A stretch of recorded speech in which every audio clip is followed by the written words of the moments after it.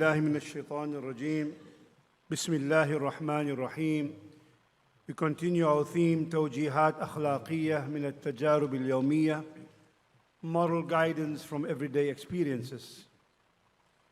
As human beings, we habitually tend to overlook the significance of the ni'am or the favors of Allah. And at times we ignore the basic necessities of life that are at our disposal. And we may be unappreciative of the important role that Allah has granted of those things in abundance. Among the most obvious blessings of Allah to us is the gift of life. And among the necessities of life is water. There are consistent references in the Quran in numerous ayat where Allah subhanahu wa ta'ala refers to various containers of water, so to say, reservoirs of water, whether it be bahr or nahar or bi'r or ayn or matar, oceans or rivers or seas or wells, rain itself. And we find that the Deen of Islam ascribes the most revered qualities to water. Water as a purifying source, as a resource, as a life-giving force, as a life-sustaining source. We need to realize no water, no life. That is why when they go to find other planets, they check if there's water, then there's a possibility of life. So water is the origin of life on earth, and the Quran emphasizes the centrality of water to life and to living itself, when Allah subhanahu wa ta'ala confirms in Surah Anbiya, وَجَعَلْنَا مِنَ الْمَاءِ كُلَّ شَيْءٍ حَيٍّ. Every living thing is made of and from water. So, not only are things created from water, but also all living things are constituted of water. 90% of plants are water. 60% of the human body is water. 60% of who we are, the way we look, we have flesh and bones, 60% is water. So water is so common and so familiar, it seems mundane, but in actual fact, water is not an ordinary substance, despite its abundance on earth. Water is the only substance which naturally occurs in all three states of matter, whether liquid as water, solid as ice, or water vapor in gas form.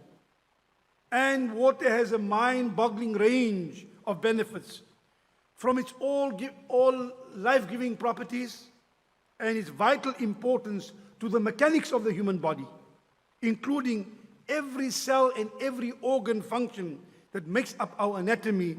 Water is the primary sustainer in all living organisms. Water is tahir, it's pure, and mutahhar, it's purifying. It's pure in itself, it's also purifying. It's a means by which you purify something else. And therein is a moral lesson. Water, like a human baby, is not corrupt by itself. It's pure by itself, but it can be corrupted by outside sources. And Allah subhanahu wa ta'ala makes reference to this. وَهُوَ الَّذِي أَرْسَلَ الرِّيَاحَ بُشْرًا بَيْنَ يَدَيْ رَحْمَتِهِ وَأَنزَلْنَا مِنَ السَّمَاءِ مَاءً طَهُورًا لِنُحْيِيَ بِهِ بَلْدَةً مَيْتًا وَنُسْقِي مِمَّا خَلَقْنَا أَنْعَامًا وَأَنَاسِيَّ كَثِيرًا. Allah says, and it's He, Allah, who sends down the water as glad tidings through His mercy. And we send down from the sky water in the form of rain, pure water. You know, salah is the key to paradise. As-salatu miftahul jannah, the Rasul said. And the doorway to salah is wudu, and the essential for wudu is water. There are so many dimensions to the virtues of this substance. The Prophet ﷺ mentioned Allah had once forgiven a lady of ill repute who had passed by a dog panting of thirst near a well. This is documented in the Sahih of Imam al-Bukhari and of Imam Muslim. And seeing that the dog was dying of thirst, out of compassion, this lady, sinful lady, may Allah forgive us all, and the hadith says, فَنَزَعَتْ خُفَّهَا فَأَوْثَقْتُ بِحِمَارِهَا فَنَزَعَتْ لَهُ مِنَ الْمَاءِ. He said she took off a shoe or a sandal or a shoe what she was wearing, tied it to a scarf, and drew some water. She lowered it and drew some water and saved the life of the dog. So Sa'ad bin Ubadah reported that he even asked the Prophet on another occasion. Here it's one thing, an expiation of sins. On the other hand, a companion asked Rasulullah, Ya Rasulullah, my mother has died. What shall I give as charity on her behalf? The Prophet said, the best charity you can give is saqyul ma, to give someone water, to provide water for people. So offering water is thus considered a great act of sadaqah jariyah, a continuous, perpetual charity. Either through availing water for someone who may be thirsty, or digging a well to bring this source of life and resource of life to people who may need the water. So whether saving a life with water or helping people sustain their life with water, water permeates the life of a Muslim, biologically, physically, religiously, and spiritually.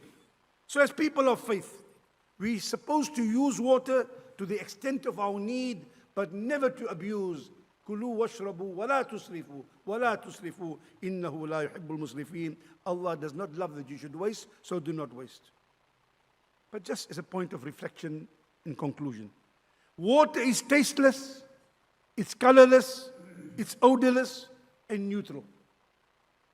However, its unassuming looks disguise just how crucial it is to life on earth and to living organisms.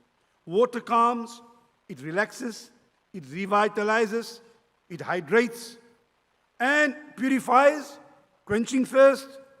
Water sustains life. In fact, water is the liquid of life.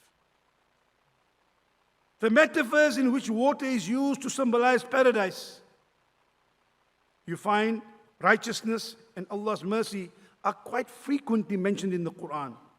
From the numerous Quranic ayat and references to cooling rivers and rains and springs and fountains of drinking water in paradise in Surah Muhammad, Surah Ghashiyah, we can certainly deduce that water is an essential component not only of life on this earth, but also of the landscape of paradise. May we be deserving of the promised reward where Allah subhanahu wa ta'ala says, وَبَشِّرِ الَّذِينَ آمَنُوا وَعَمِلُوا الصَّالِحَاتِ. Glad tidings to those who believe and those who manifest their belief in good deeds. أَنَّ لَهُمْ جَنَّاتٍ. For them will be gardens. تَجْرِي مِن تَحْتِهَا الْأَنْهَارِ. For them shall be gardens in paradise through which flows running water. May Allah grant us to benefit from that. أقول قولي هذا وأستغفر الله والسلام عليكم ورحمة الله.